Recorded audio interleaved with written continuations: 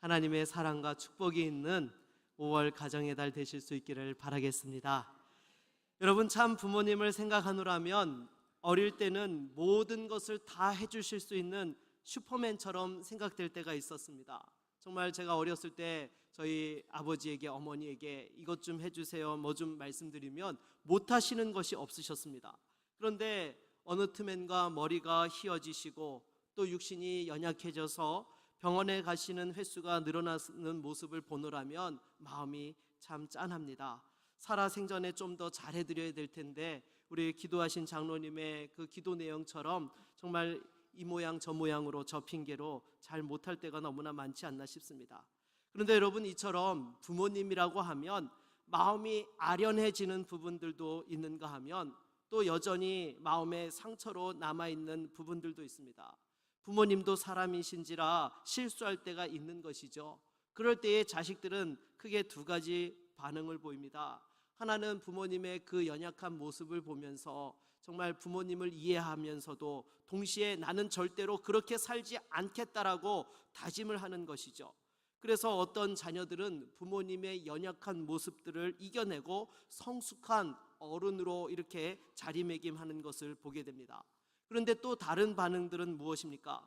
부모의 그런 연약한 모습을 보면서 나는 절대로 그렇게 살지 않겠노라고, 심지어 부모님을 미워하고 증오하면서도 어느 틈엔가 나도 모르게 똑같이 따라하고 있는 자신을 보게 된다는 것이죠. 그래서 왜 우리 속담에 그런 말이 있지 않습니까? 욕하면서 어떻게 한다고요? 네, 닮아간다고요. 여러분, 정말로 왜 며느리들도 그렇지 않습니까? 시어머니한테 심하게 시집살이를 당하면 나중에 며느리 보면 절대 그렇지 않으리라 그렇게 이야기들을 하십니다. 그런데 막상 며느리를 보면 어떻습니까? 정말 그렇게 하는 분들도 있지만 나도 당했으니 너도 조금은 당해야 된다, 뭐 이런 식으로 하는 분들이 예전에 많이 계셨던 것 같아요. 요즘은 그렇게 하면 시어머니로 생존하기가 어렵다는 이야기가 있지 않습니까? 네. 아무튼 저희 어머니가 할머니께서 살아생전에 명절 때 가장 섭섭해 하셨던 것이 하나 있었습니다. 무엇인가 하면 친정에 가라는 말씀을 안 하시는 거예요. 명절 연휴가 여러 날 되면, 그것도 저희는 서울에 살고 할머니는 대전에 사시고 또 저희 외할아버지는 천안에 사셨습니다. 그러니까 대전 갔다가 거쳐서 올라가는 코스지요. 시간 여유만 있으면 들려서 갈 수 있는데 저희 할머니께서 단 한 번도 저희 어머니한테 친정에 들렸다가 가도록 먼저 가거라 이 얘기를 한 번도 안 하신 거예요. 저희 아버지만 내려왔다 하시면 아들이 너무 좋으셔가지고 하루라도 더 있게 명절 끝날까지 있다 갈 거지라고 이렇게 세기를 받고 시작하시는 거였어요. 그래가지고 저희 어머니께서 서운해 하시다가 저희 외할아버지께서도 이제 연세가 들어가시니까 아무래도 어르신에게 그래도 명절 때 찾아뵙는 것이 도리겠다 싶어가지고 이제 며느리로서 짬밥이 좀 드셨는지 어느 시점에서부턴가는 친정 들렸다 갑니다 그러고 먼저 가시더라고요. 네, 저도 모르게 저희 어머니 자랑을 한 것 같은데요. 네, 아무튼 여러분, 이처럼 우리가 자식이 부모님의 실수를 보고 미워하면서도 그대로 닮아가는 이유가 무엇입니까? 그것은 부모님의 연약한 모습을 그대로 물려받았기 때문이죠. 제가 지난주에 말씀드리지 않았습니까? 야곱의 사기꾼 기질이 누구로부터 왔다고요? 네, 이삭으로부터 왔습니다. 멀리는 아브라함으로부터 온 것이죠. 그래서 아브라함과 이삭의 그 거짓말하는 것이 야곱의 때에 꽃을 피웠다라고 제가 그렇게 말씀을 드렸는데요. 여러분, 오늘 본문을 보게 되면 노아가 포도 농사를 지어서 그 열매로 포도주를 담그고 포도주를 마시고 취해서 벌거벗어 방 안에 쓰러져 잠들었다라는 내용이 소개되고 있습니다. 그런데 이 모습을 우연찮게 본 그 노아의 둘째 아들 함이 형제들에게 가서 아버지를 비난했던 것이죠. 어떻게 술에 취해서 벌거벗고 쓰러져 잘 수 있느냐라고 말이죠. 그랬을 때에 셈과 야벳은 그 이야기를 듣고는 아버지의 부끄러운 모습을 보지 않으려고 뒷걸음질 쳐서 들어가서 그 아버지의 하체를 옷으로 덮고 나왔던 것입니다. 노아가 나중에 아들들이 한 행동을 알고는 함의 아들 가나안을 저주하고요, 형제의 종들의 종이 되라고 그렇게 이야기를 합니다. 그리고 셈과 야벳을 향해서는 하나님께서 창대케 하시는 축복을 달라고 그렇게 또한 축복하지요. 오늘 본문을 통하여서 우리에게 주시는 교훈을 같이 살펴보기를 원합니다. 먼저 첫 번째로 우리에게 주시는 교훈은 누구나 감당하기 어려운 고통과 아픔이 있다는 것입니다. 여러분, 노아가 왜 술에 취해서 알몸으로 잠들어 있었던 것일까요? 여러분, 그래도 성경은 이 노아를 향해서 뭐라고 평가를 했었죠? 당대의 누구라고요? 의인이라고 평가했던 사람입니다. 그런데 여러분, 어떻게 지금 노아가 술에 취해서 이렇게 벌거벗고 잠이 들을 수 있는 것입니까? 여러분, 그것은 바로 이 하나님께서 물 심판을 하시고 난 이후에 너무나 인간적으로 큰 충격을 받았기 때문인 것입니다. 여러분, 당장에 5년 전에 세월호 사건이 터졌을 때 어떠했습니까? 솔직히 저는 그때에 그 배에 탄 사람 중에 아는 사람이 하나도 없었습니다. 하지만 300명이 넘는 사람들이 물에 수장당했고, 더욱이 수많은 학생들이 죽어갔다는 사실 때문에 수위를 울고 다녔습니다. 저도 모르게 길을 걷다가 보면 눈에서 눈물이 뚝뚝 떨어지고, 정말 저도 모르게 그 슬픔에서 정말 이렇게 헤어나오는 것이 쉽지 않았습니다. 한동안 대한민국 전체가 그 충격에서 헤어나오지 못하지 않았습니까? 그런데 노아는 어떻습니까? 자기 가족 8명만 제외하고는 모든 사람이 다 물심판을 당해서 죽어버린 것입니다. 오로지 자기 가족들만 간신히 살아남은 것이죠. 그러니 그 충격은 이루 말할 수 없었던 것입니다. 물론 그 사람들이 왜 죽었습니까? 아무 이유도 없이 죽은 것입니까? 그렇지 않습니다. 잘못해서 죽은 거예요. 하나님께서 범죄한 것에 대하여서 심판하시겠다고 경고하시고, 대신에 이 방주에 타는 사람은 구원해 주시겠다라고 말씀을 하셨던 것이죠. 그래서 노아가 아무리 이야기를 해도 사람들이 그 말에 귀 기울이지 않았습니다. 오히려 교만하게 자신들은 자신들의 하는 일을 계속 하겠다고 그러다가 결국에는 다 하나님의 물심판을 당해서 죽게 되었던 것이죠. 그럼에도 여러분, 이처럼 자기 가족들을 빼놓고 평상시에 함께 같이 더불어 살아갔던 모든 이웃들이 다 죽어버린 거예요. 그 상황들 속에서 충격은 이루 말할 수 없었던 것이죠. 아무리 믿음의 사람이었고 의인이었다 할지라도 자기도 모르게 불현듯 그때의 슬픔과 충격과 공포가 밀려왔던 것입니다. 그러니 여러분, 이 슬픔과 충격을 이기려고 노아가 어떻게 한 것입니까? 포도주를 마신 것이죠. 그리고 알몸으로 잠들었다라는 것은 여러분, 단순히 더워서 옷을 벗고 잤다라는 것이 아닙니다. 어떤 성적인 사건이 있었다라는 것이죠. 결국 슬픔과 고통을 이기려고 술을 마시기 시작했고, 결국에는 성적인 사건까지 가고 말았다라는 것입니다. 그런데 여러분, 이것은 단지 노아만의 문제가 아니죠. 우리들도 마찬가지입니다. 때로 내 힘으로 감당하기 어려운 고통과 고난을 당하게 되면 나도 모르게 쉽게 그 어려움을 잊으려고 어떻게 합니까? 세상적인 쾌락과 위안을 의지하려고 하는 그런 모습들이 있다라는 것이죠. 잠시라도 술을 통해서 고통을 잊으려고 하고요, 더 심하면 성적인 쾌락과 일탈을 또한 일삼기도 합니다. 더 나아가면 마약과 도박에 손을 대기도 합니다. 하지만 여러분, 아무리 현실이 고통스럽고 어렵다 하더라도 여러분, 세상에 위안을 찾고 쾌락을 추구하면 어떻게 됩니까? 그것이 오히려 내 인생을 더 망치고 복잡하고 꼬이게 만드는 그런 일들이 일어나게 한다라는 것입니다.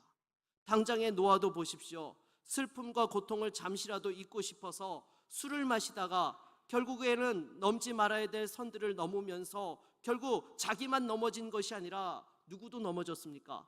함과 그 아들 가나안까지도 넘어지게 되었던 것입니다.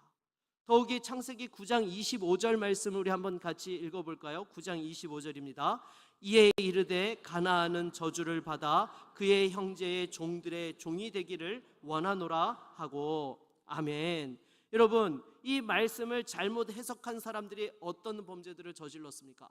바로 흑인들을 노예로 삼는 것을 정당화했다라는 것이죠. 심지어 구라파 서구교회의 신학자들은 이 말씀을 근거로 해서 노예무역의 정당함을 사람들에게 또한 이렇게 주장하기까지 했던 것입니다. 아니요, 여러분, 심판과 저주는 내가 실행하는 것이 아니라 하나님께서 하시는 것인 줄로 믿습니다. 절대 개인이 다른 사람을 심판하고 저주하는 일을 하면 안 되는 것이죠. 그리고 노아는 이 일로 말미암아서 어떻게 되었습니까? 그 이후에 이어지는 28절과 29절을 보면 홍수 후에 노아가 350년을 살았고 그의 나이가 950세가 되어 죽었더라라고 이렇게 노아의 인생에 대하여서 죽은 기록만을 남겨놓고 있는 것을 보게 됩니다.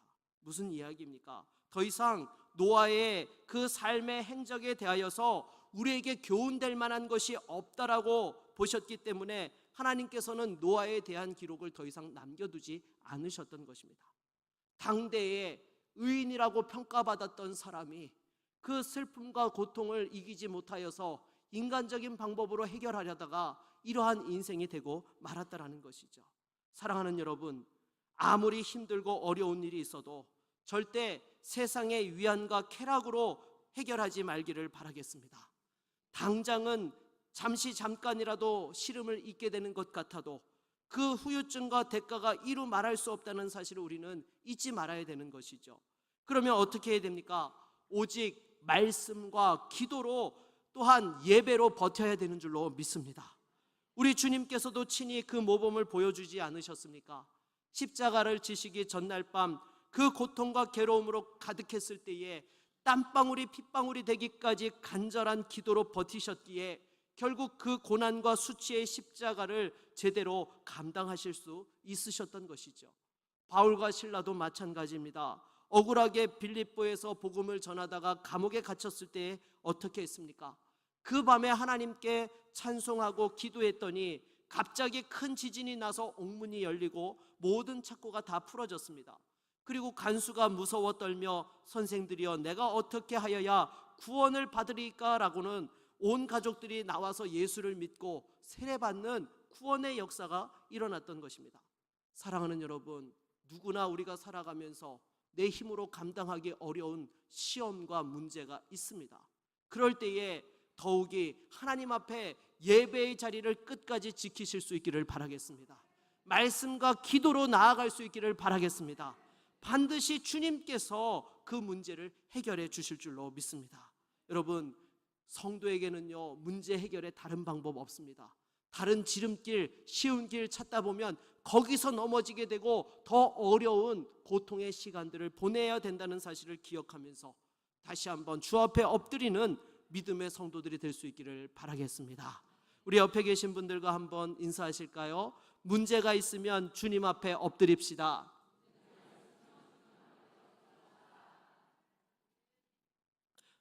두 번째로 우리에게 주시는 교훈은요, 부모의 연약함을 감싸주는 치사랑을 해야 한다라는 것입니다.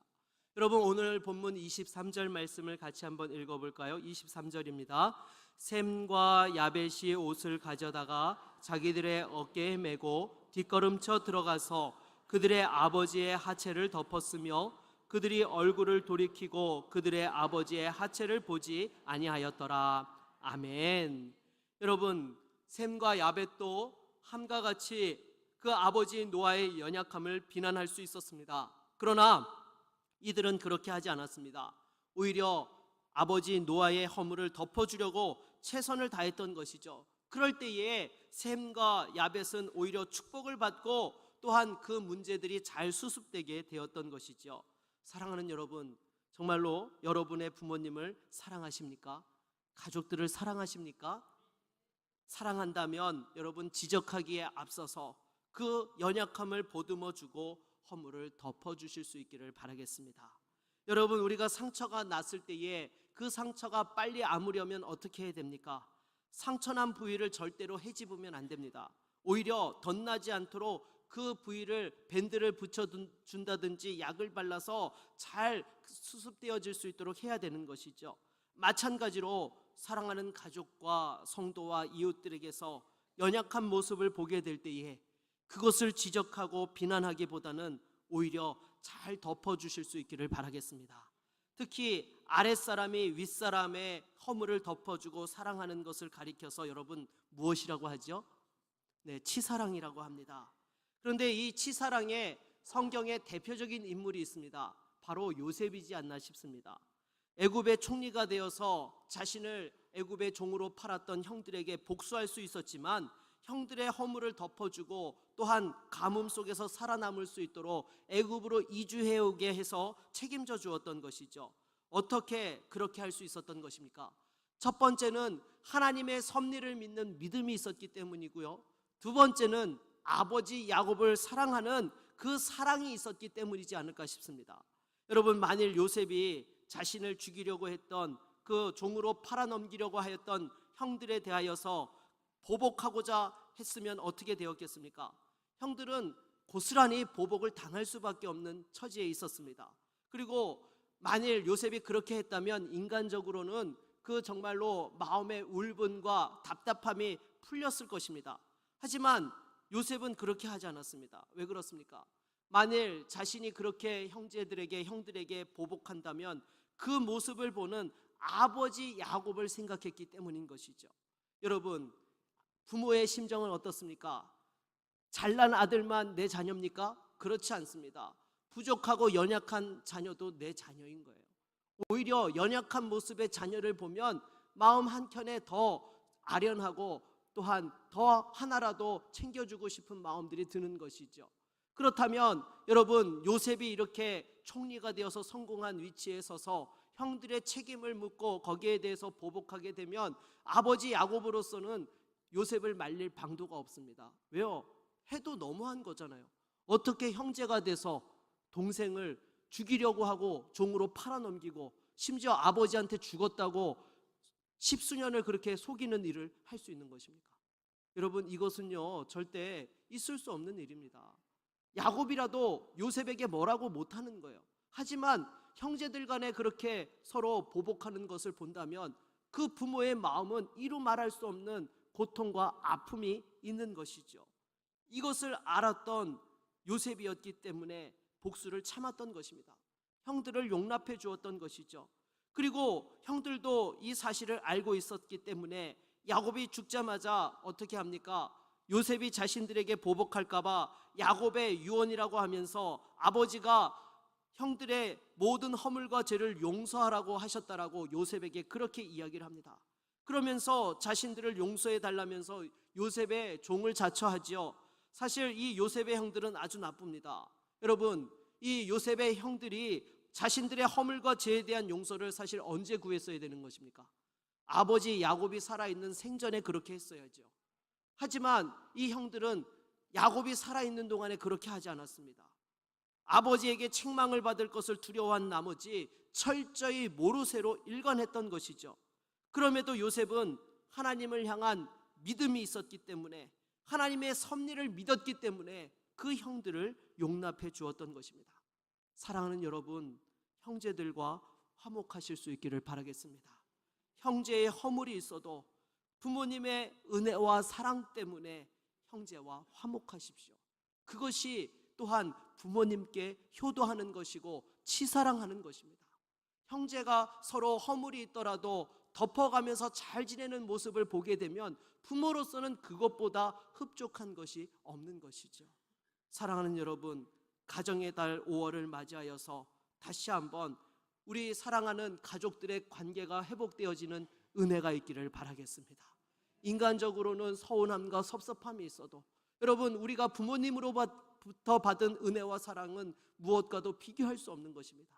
그 은혜와 사랑에 조금이라도 갚고자 치사랑으로서 형제들과 우애하고 화목하며 다시 한번 그 관계가 회복되어지는 귀한 축복이 있기를 바라겠습니다. 우리 옆에 계신 분들과 한번 인사하실까요? 형제간에 화목하게 삽시다. 네, 다시 한번 주 안에서 부모님께 치사랑을 할 수 있는 우리 모두가 될 수 있기를 바라겠습니다. 마지막으로 부모님의 은혜에 감사하며 영적 권위에 순복해야 합니다. 여러분, 우리가 살아가면서 많은 사람들이 뭐라고 이야기합니까? 내리사랑은 있어도 치사랑은 없다는 이야기들을 합니다. 그만큼 치사랑이 결코 쉽지 않다는 것이죠. 하지만 여러분, 우리가 이 자리에 있기까지 여러분 어떻게 이 일들이 이루어지게 된 것입니까? 첫 번째는 하나님의 은혜고 두 번째는 부모님의 은혜인 것이죠. 부모님의 그 낳으시고 기르시사 사람 구실할 수 있도록 돌보시는 그러한 부분들이 있었기 때문에 지금 내가 이렇게 또한 하나님 앞에 예배하며 쓰임받는 위치에 서게 된 것입니다. 그러므로 그 은혜와 사랑을 기억하고 감사할 때에 우리는 치사랑을 할 수 있게 되는 것이죠. 무엇보다도 항상 어버이날에만 부모님의 사랑을 기억하는 저와 여러분이 아니라 늘 주님을 위하여서 또한 부모님의 그 은혜와 사랑을 기억하면서 새벽마다 또한 기도하고 치사랑을 할 수 있는 우리 모두가 될 수 있기를 바라겠습니다. 그리고 나아가서 여러분, 부모님에게는요, 하나님께서 주신 영적 권위가 있어요. 무엇이 있다고요? 영적 권위요. 그래서 십계명에도 보게 되면 내 부모를 공경하라고 명령을 하셨고, 더불어서 약속 있는 첫 계명으로 이 땅에서 우리가 잘 되는 비결이 부모님을 공경하고 사랑하는 것이다라고 또한 말씀하고 있는 것입니다. 오늘 본문에서도 보십시오. 부모님을 사랑하고 그 허물을 덮고자 했던 셈과 야벳을 향해서는 노아가 축복을 선포합니다. 왜요? 하나님 주신 권위가 있기 때문이죠. 반면에 함과 그 아들 가나안을 향해서는 저주를 선포합니다. 이것은 단순히 노아의 말이 아니라 하나님의 말씀으로 실제가 되었던 것입니다. 사랑하는 여러분, 다시 한번 부모님의 은혜에 감사하며 하나님께서 영적 권위를 세워주셨다는 것을 기억하시고, 연로해지실수록 연약한 부분들이 있다 하더라도 다시 한번 믿음으로 그 권위를 존중하고 사랑할 수 있는 우리 모두가 될 수 있기를 바라겠습니다. 그리고 특별히 여러분, 가정을 위해서 기도할 때요, 믿음의 3대가 될 수 있도록 기도하십시오. 믿음의 몇 대요? 네, 믿음의 3대요. 바로 우리 자신과 부모님과 자녀가 이렇게 더불어서 3대가 주 안에서 믿음 생활할 수 있도록 여러분 기도하십시오. 이건 정말 귀한 축복입니다. 그래서 저도 기도할 때에 빼놓지 않고 구하는 것 중에 하나가 믿음의 3대가 하나님 앞에 끝까지 영광 돌릴 수 있게 해달라고 그렇게 기도를 합니다. 여러분, 교회도 마찬가지입니다. 제가 지난 토요일에 우리 교회 원로 되시는 장로님들과 또 부부 동반으로 식사를 하게 되었습니다. 그런데 장로님 한 분이 저에게 그런 말씀을 하시는 거예요. 목사님, 근본에 확장단지에 종교부지를 마련하게 되어서 축하드립니다 라고 이렇게 말씀하시는 것이었습니다. 그래서 제가 뭐라고 말씀을 드렸는가 하면, 제가 축하받을 일이 아니라 우리 어르신들과 장로님들, 권사님들의 기도 응답이라고 제가 말씀을 드렸어요. 여러분, 그렇지 않습니까? 교회가 지나온 세월 동안에 정말 수많은 사건과 어려움들이 있었지만 그 속에서도 눈물로 기도하며 정말 몸으로 헌신하고 하나님 앞에 충성봉사하셨던 우리 믿음의 어른들의 그 수고가 또한 지금 이렇게 귀하게 열매 맺고 또 축복을 누리게 되는 줄로 믿습니다. 그래서 여러분, 우리 윗세대의 기도와 헌신이 없었으면 절대 이런 축복을 누릴 수 없다는 사실을 여러분 늘 기억하시고 감사하실 수 있기를 바라겠습니다. 그래서 여러분, 무엇보다도요, 이렇게 우리 어르신들의 기도와 헌신에 대해서 기억하면서 우리 4060 세대들은 무엇을 해야 됩니까? 그 기도와 헌신의 바톤을 이어받아서 열심히 섬겨야 하는 것입니다. 절대로 그 바톤을 놓치는 일이 있어서는 안 되는 것이죠. 다시 한번 기도와 또한 충성봉사할 수 있는 우리 모든 부모님 또 우리 세대들이 될 수 있기를 바라겠습니다. 그리고 더불어서 여러분 어떻게 해야 됩니까? 다시 한번 우리 구미제일교회가 새롭게 도약할 수 있도록 어린 자녀들과 2030 청년들이 그 믿음의 영적 유산을 잘 이어갈 수 있도록 믿음과 실력으로 인재가 되도록 잘 양육하고 세워야 되는 것입니다. 그래서 제가 이 말씀을 우리 원로 되시는 장로님들과 권사님들께 말씀을 드리면서 계속해서 기도로 동역의 사명을 감당해 달라고 제가 이렇게 당부의 말씀을 드렸더니 그 눈에 눈물이 글썽글썽 하시는 것을 보았습니다. 사랑하는 여러분, 우리가 지금 이 자리에 있는 것은요, 바로 다 부모님과 어른들의 그 눈물과 헌신의 수고가 있었던 것임을 기억하실 수 있기를 바라겠습니다. 그리고 제가 우리 구미제일교회 담임 목사로서 바라는 것이 있습니다. 바로 다음 세대가 부흥하고 축복받아서 우리 어르신들의 수고와 헌신이 기억되기를 저는 간절히 바라고 있습니다. 만일 여러분 다음 세대가 이어지지 않게 되면 어떻게 됩니까? 그 수고와 헌신도 잊혀지고 대가 끊어지게 되는 것입니다. 그래서 근본에 확장단지에 15억 원을 들여서 종교부진을 또한 마련하게 된 것이죠. 이 모든 계획들이 주뜻 가운데에서 온 성도들이 한 마음을 품고 잘 진행될 수 있도록 계속 기도와 관심을 부탁드리겠습니다. 말씀을 맺겠습니다. 여러분, 우리가 살아가고 있는 이 인생 생각보다 시간이 길지 않습니다. 정말 하루하루가 화살과 같이 날아가는 삶들을 살아가고 있습니다. 이런 분주한 상황들 속에서 다시 한번 우리가 지켜야 될 가치가 무엇이고 소중한 것이 무엇인지를 돌아볼 수 있기를 바라겠습니다. 그래서 특별히 하나님께서 우리에게 허락하신 그 부모님께 다시 한번 감사하며 사랑하고 효도할 수 있기를 바라겠습니다. 특별히 아직 예수 믿지 않는 부모님들이 계시다면 속히 구원받고 천국의 소망을 품으실 수 있도록 근본 새생명 축제에 꼭 초청하실 수 있기를 바라겠습니다. 그리고 이미 예수 믿고 믿음 생활을 잘하고 계신다면 그 부모님의 물려주신 신앙을 잘 이어받아서 아버지께서 정말로 예배하고 섬기던 자리에서 아들이 함께 예배하고 섬기고, 또 어머니가 기도하고 헌신봉사했던 자리에서 그 딸들이 그 자리를 이어갈 수 있는, 그래서 다시 한번 부모님께 믿음의 기쁨을 드릴 수 있는 사랑하는 성도들이 될 수 있기를 바라겠습니다.